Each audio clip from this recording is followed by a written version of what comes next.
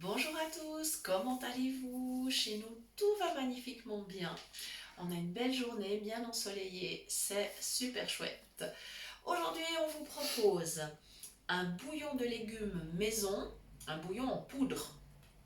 On a bien sûr la possibilité de faire un bouillon de légumes en cuisant les légumes et en récupérant le jus de cuisson pour le mettre au congélateur. Ça, c'est une possibilité. Mais ça prend vite beaucoup de place et évidemment, c'est à renouveler très souvent parce que, enfin, je ne sais pas si vous êtes comme moi j'utilise beaucoup de bouillon dans la cuisine. Donc voilà, c'est clair qu'on ne peut pas en mettre d'énormes réserves dans le congélateur. Voilà. Alors, j'ai maintenant une autre solution qui est de préparer donc une poudre. Alors, ça prend un petit peu de temps quand même.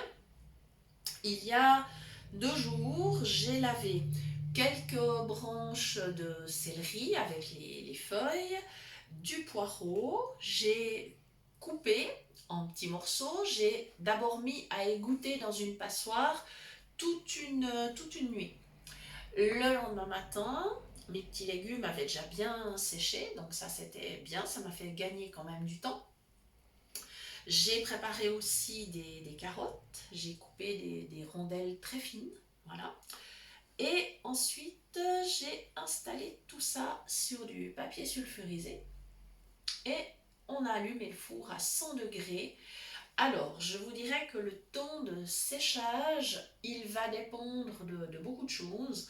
Il va dépendre de la taille des morceaux de légumes qu'on aura découpés. Donc, le mieux, c'est de découper quand même le plus petit possible. Voilà, parce que ça sèche beaucoup plus vite. Et puis, on a laissé donc à peu près entre 2 et 3 heures. On a vérifié régulièrement où on en était. Et là, aujourd'hui, donc maintenant, qu'ils sont refroidis, mes petits légumes, ils sont secs. Je vais pouvoir simplement les passer dans le bol du mixeur et je vais obtenir une poudre que je pourrai mettre dans des pots et que j'utiliserai très prochainement. Alors évidemment, comme cette préparation n'aura ni additifs ni conservateurs, je ne prépare pas trop non plus. Et puis de toute façon, je pourrais varier les légumes au fil des saisons. Il est possible dans cette préparation de rajouter des herbes séchées par exemple, ou de faire sécher les herbes au four en même temps que les petits légumes. Il est possible d'ajouter de l'oignon, de l'échalote, enfin voilà, ce qui nous fait plaisir. Et bien sûr, au fil des saisons, on peut varier les goûts en fonction de ce que l'on trouve. Voilà, alors maintenant, je vais mettre le couvercle. Voilà, et on va démarrer.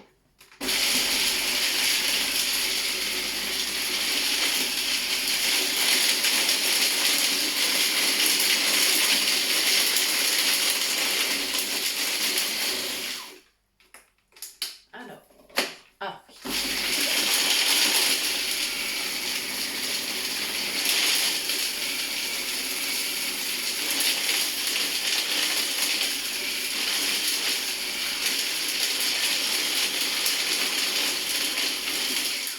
Voilà.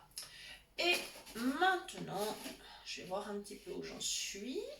Ah, c'est plutôt pas mal. C'est plutôt pas mal. Je vais quand même mouliner encore un peu parce que j'ai encore des petites feuilles de céleri qui sont pas totalement mixées. Je vais redonner quelques petits tours. Voilà. Je peux vous dire que ça sent super bon.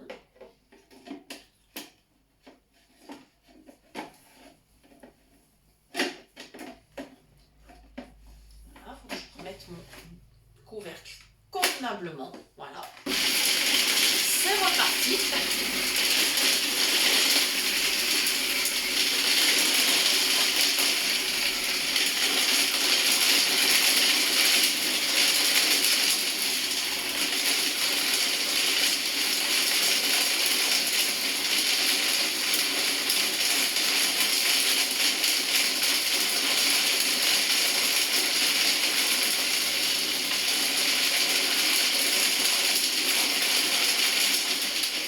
Alors là, on va voir où on en est. Je vous prie de m'excuser pour le bruit. C'est pas forcément super agréable. Voilà, ouais, il va falloir que je donne encore un ou deux petits tours, mais ça va aller. Alors, je fais le choix de ne pas ajouter de sel, parce que finalement, le sel, je pourrais l'ajouter après, au cours de la cuisson de mes plats.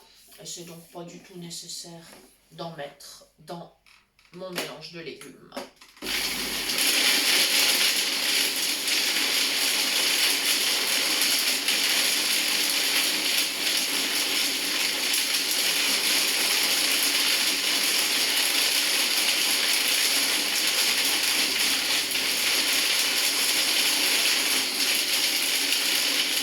Voilà, j'espère que vos oreilles n'ont pas trop souffert.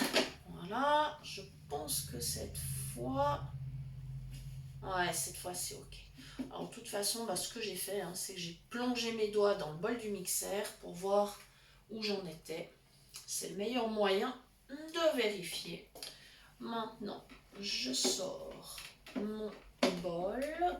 Voilà. J'enlève le couteau.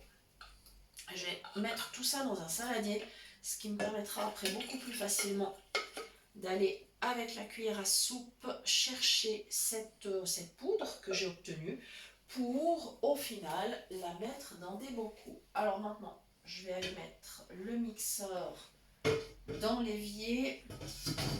Attention donc avec le couteau, moi je le positionne toujours à droite vers moi dans l'évier, comme ça je suis sûre de le retrouver et de ne pas me blesser quand je vais vouloir le nettoyer.